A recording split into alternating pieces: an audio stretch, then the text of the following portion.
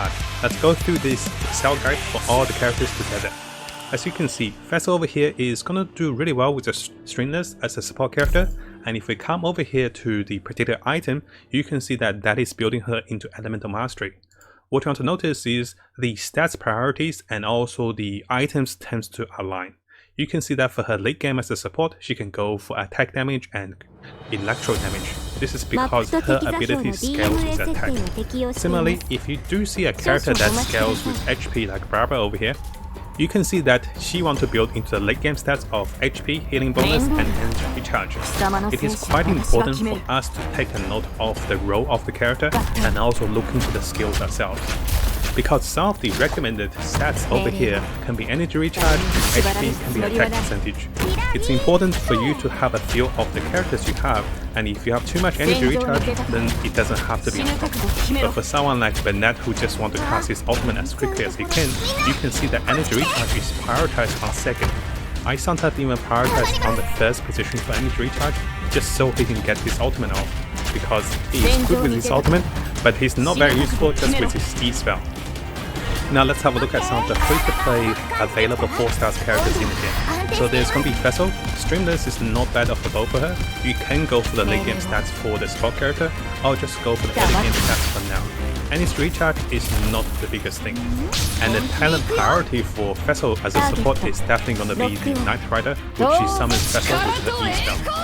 Followed by that, let's look into our friend Sheldon over here. Sheldon is definitely going to be a DPS character, and you can run her as a support, but she is much stronger as a DPS character, as a Pyro DPS 4-star. Most of us probably wouldn't have the 5-star weapon, so I recommend going for the Crimson Spike. The Crimson Spike is a craftable blacksmith item, and this item, the best part of this is you could build Sheldon into physical damage, and on top of that, when you receive the elemental particles, you will do additional 20% attack for 5 seconds. And because she attacks so frequently, this additional 20% is another instance of attack. And this attack also critical hit. So by far, most of the pro-arm users love the Crimson Spike, and this is pretty much a 4.5-star item for those DPS characters. As for the artifact set for Sheldon, it is recommended to go with the Gladiator's Finale or the Martial Artist for her normal attack damage. I do have an Excel table available over here, so if you guys wanted to have a look, you can sort them by the type of artifact, and this will allow us to see the DPS artifacts. And earlier we spoke about the Martial Artist, which give us increasing normal attack damage, and similarly for the Gladiator's Finale, will also increase her normal attack damage by 35%. So I'm having two Excel side by side. I'll have both of the Excel ready for you guys. So once you see artifacts that do not show what the bonus is, come back to this Excel to check and search for the particular artifact. You can sort them by the artifact type. Don't worry about the overall ranking, because that was the old ranking. So this is available, and this allows you to go deeper with the guide. As for talent priorities, you can see that Sheldon is going to go for the normal attack for the skill ups. This can also benefit from a 5-star character like Child, which gives us a +1 to the normal attack skills, and this can increase the entire team's damage.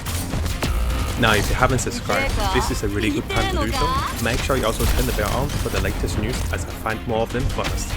You can see that we're really dedicated for Genshin Impact. We'll have builds, guides, tips, news and events updates for everything that's Genshin Impact related.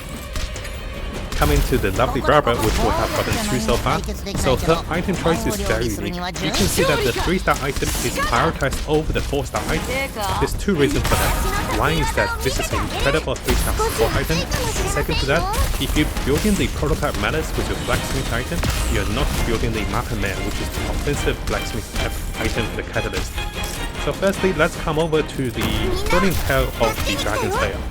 This is such a good item because the substats is HP, which Barbara enjoys. On top of that, if you switch into a different character, you will boost the other character's attack up to 48% for 10 seconds. And that is pretty massive. That is a free artifact stat for almost level 20. I'll show you guys my particular item. I'm currently using this weapon on Sakura's, and you can see I have maximum level this 3-star item. This is by far one of the best 3-star items in the game.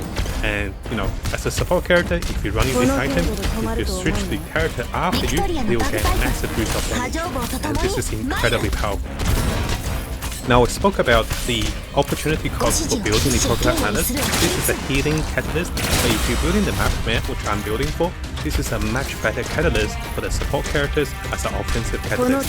This can also be used as a damage dealer. I'm currently using this item on my cleave, so I'm trying to max level this item instead of building into the prototype manners. Coming over to Noah over here, you can see that her DPS and support build is readily available.